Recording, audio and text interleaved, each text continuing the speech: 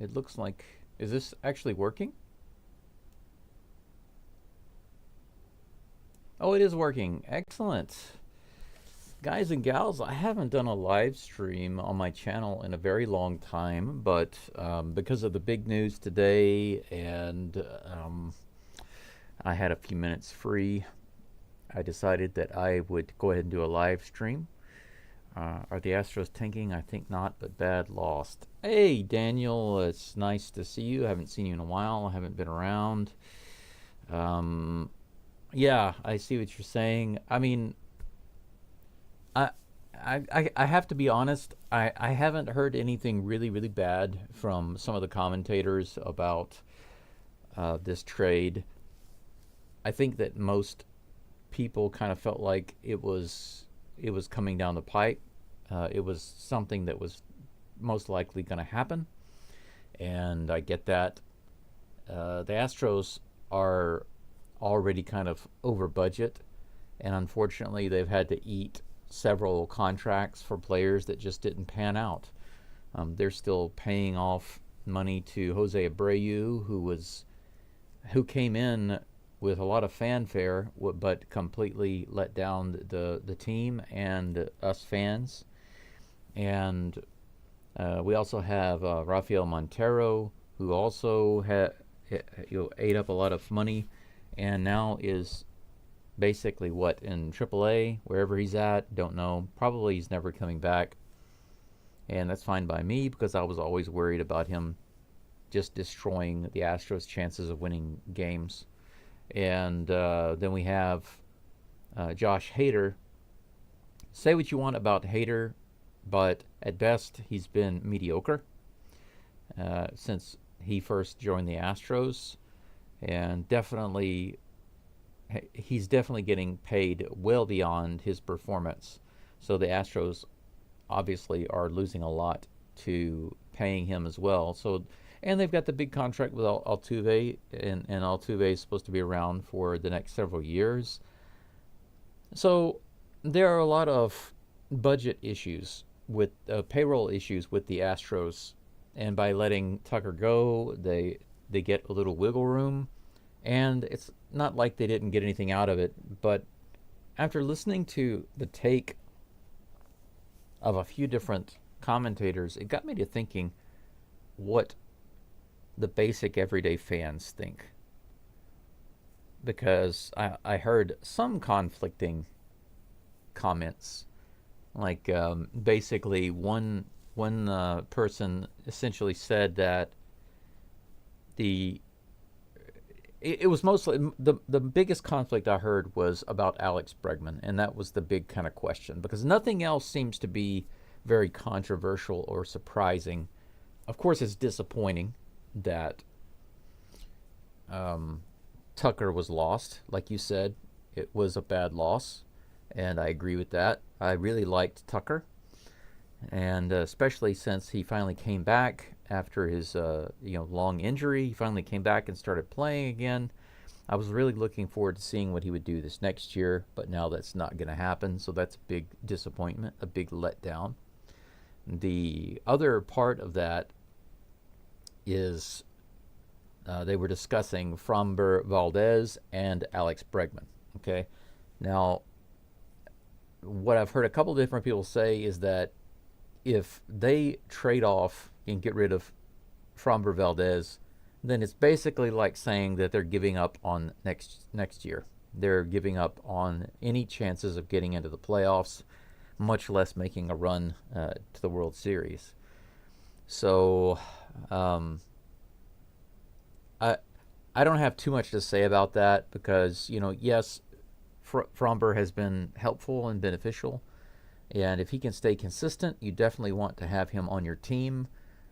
He's got a great ability to make people hit ground balls, get double plays, and keep the ball in the park. These are very, very important things, and so I can't really complain too much about that. As long as he stays calm, he's a very solid pitcher. I get that if you're going to take away your bats like Kyle Tucker, then it's very important that you continue to keep as many decent pitchers as possible. But the big question, and this is the main thing that I was wondering about you guys in your thoughts was Alex Bregman, because there were two main commentators that I heard earlier today, and they had completely different takes on Alex Bregman. And I'll tell you what they said, and then you guys can either leave, if you join later on, you check out the video, you can leave your comment in the comment section. But one commentator said, this is great because not only did we get some quality players in exchange for Tucker and decrease the salary issue, the payroll issue, but we also have the ability to easily keep Alex Bregman. So we don't have to worry about letting go of Alex Bregman. Now we'll definitely be able to keep him. So basically, the way this particular guy was talking is that it will be easy for the Astros now to negotiate with Alex Bregman and to give him a contract that he can accept, and then keeping him around to make him a permanent Astro, and then we don't have to worry about finding somebody else to go to third base. That's one take. Obviously, from that guy's point of view, he really likes Alex Bregman and he wants Alex Bregman to stick around. But on top of that, the most important thing is that he really does believe that this will give the Astros the ability to shore up a deal and solidify a deal with Alex Bregman and get him to stay. That the Astros will actually be able to successfully meet whatever it is that Alex Bregman is going to demand. Okay? That's one angle. Here's the second angle. From another group of commentators, these are three guys that I listen to, and actually I much prefer these three guys because not only do they give three different perspectives together at the same time, but I think that they make a lot of sense. And one of the things that they said was they really believe that Alex Bregman is going to be let go of anyway. They believe that they're not going to be able to reach a deal with Alex Bregman, and he's going to be gone. But if he is, it doesn't really matter, because their point is Bregman is how do they put it? I guess you could say that they said Alex Bregman is essentially a mediocre player right now. Of course, for third baseman, he's not bad. But if you look primarily at his hitting, he's very, very average at best. And he hasn't been able to really turn it on and make himself super valuable in the lineup, in the batting lineup. And they believe, these particular commentators believe, that he's the next to go. And there are a couple of reasons why. The first reason is the one I just mentioned, which is essentially his overall performance at the plate just doesn't warrant him getting a big contract and making the Astros have to spend a lot of money for him, because he's not a superstar player. He's a decent player, but definitely not a superstar who commands a high salary. That's the first reason. But the second reason I thought was very interesting, and here it is. They started giving some examples in the past where the Astros had some star players leaving, or they could leave. They were becoming free agents, and they had the ability to leave and sign with other teams.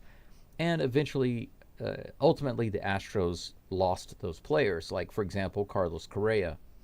And they said something that I didn't know, and I found this very interesting, that whenever, I think it might have been Dana Brown, whenever, I think they were talking about Dana Brown. You can correct me if I'm wrong about this, but I think they were talking about Dana Brown and how he basically does offers to the players. Essentially, they make an offer, and if the player says, no, that's not good enough for me, then it's basically, sayonara. It was nice to see you. It was nice to meet you. Nice having you with us, but see you later. And there's no counter offer given.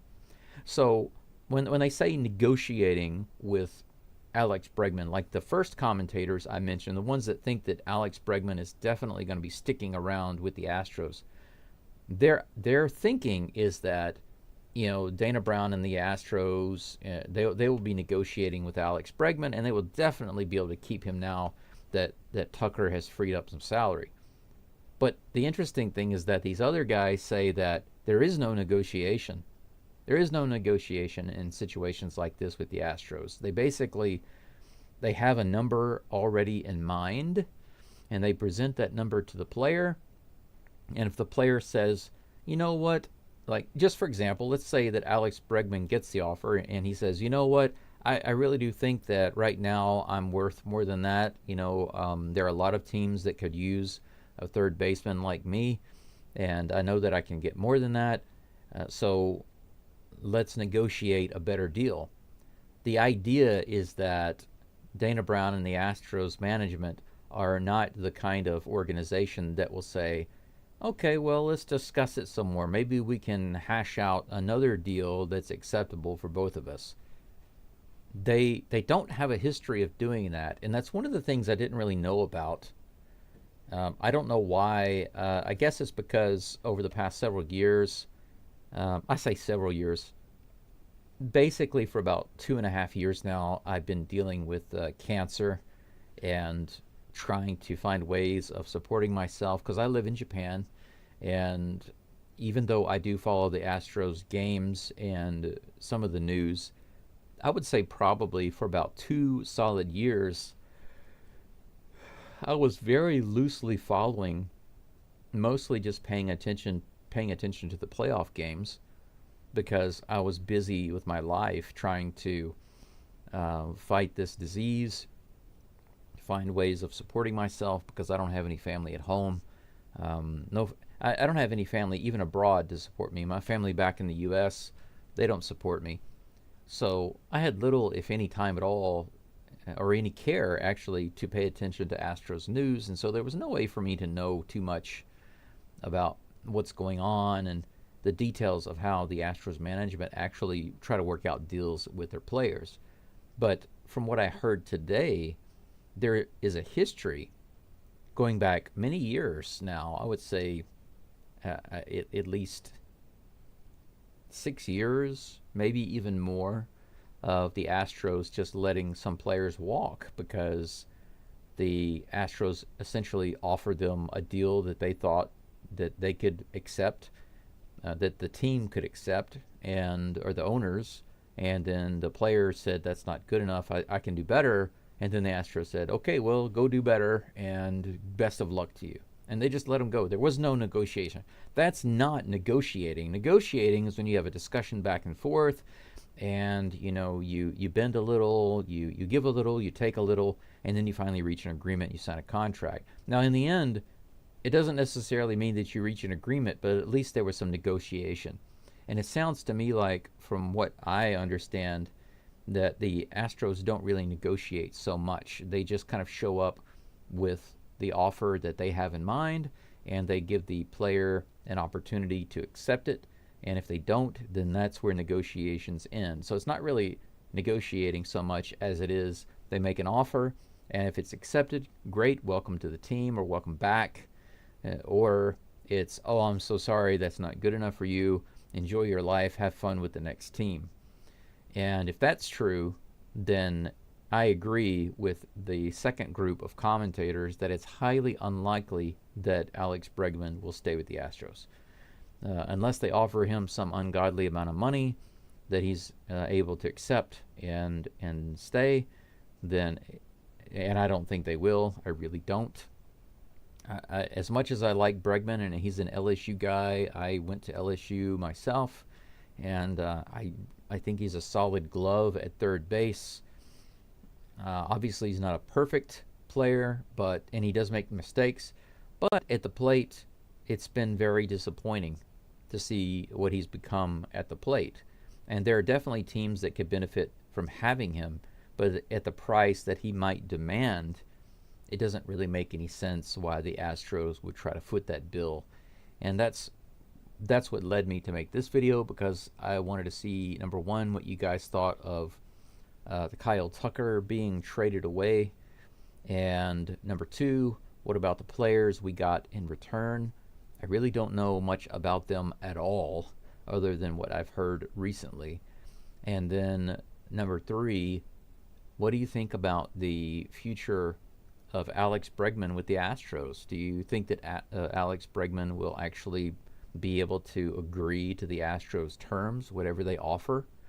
And if so, or rather, if not, um, what do you think is going to happen with not only third base, but with 2025? And that's the big question. Do you think that there's any chance for the Astros to get to the playoffs in 2025? Kyle Tucker's definitely gone. Our outfield is not good. We've got at best, we've got a mediocre outfield. We've got nobody in the outfield with a strong arm, nobody in the outfield who can hit the ball. And I'm not talking about Yordan Alvarez. You know, they prefer to have him in the DH role, and I agree. It's I worry about Yordan getting hurt, just like everybody does. They want him to hit every single time. They want him to be able to get up to the plate and hit. And by playing in the outfield, it just increases the opportunities for him to get injured. So, yes, I agree. He's not an amazing outfielder, so why put him out there? Just put him in the DH spot. But as it stands right now, we have Chas McCormick, Jake Myers, and maybe Mauricio Dubon in the outfield. Not a single one of those guys has any amazing abilities in any other metric than I would say that Jake Myers is a really good outfielder as far as catching the ball. McCormick, so-so. Dubon, pretty good. But as far as throwing the ball, all of them have weak arms, and they're not going to throw anybody out stealing, and they're not going to throw anybody out at home. And when it comes to batting, it couldn't be much worse. I mean, Chas McCormick, his batting average got down to below 190 last year. I took a guess early in the year that his batting average would go under 200, and I was right, but he took it down even further. He got very close to 180. He's a total trash hitter. So I don't understand why they keep putting him out there. I'm like, just keep pulling up minor league guys and put them in the box and see what they can do. Maybe eventually we get lucky and we find a guy who can hit the ball. And then you put him out in right field and replace McCormick. Try something. Try anything. We need somebody who can hit the ball a lot more than we need an amazing right fielder. And the other thing is, Chas McCormick is not an amazing right fielder. He's just so-so. So the Astros have no decent outfield bats whatsoever. We have mediocre defensive play in the outfield. And right now, besides Yordan at the plate, our star is my personal hero, Jose Altuve. How's he going to do in 2025? I don't know. I really hope that he has an outstanding year, because the Astros are really, really going to need it. They are going to need it. My opinion is that right now, the Astros' main hope is that their pitchers are just lights out this next year. Because if they are not, this could be a really disastrous season coming up next year. It just feels a little iffy. So I was wondering what you guys think about that. What are your thoughts about all those things? The King Tuck trade to Chicago, the guys that we got in return, the fact that Alex Bregman may be gone from Houston, and if he stays, do you think it will be worth the price? And if he doesn't stay, do you think we've got a decent replacement in hand? What do you think they're going to be doing at first base? And ultimately, how do you think the Astros are going to wind up in 2025? By the end of the season, what do you think the Astros record is going to be at the end of the season? I'm curious to hear what you guys think. And that's all for now. It's almost 3:40 in the afternoon.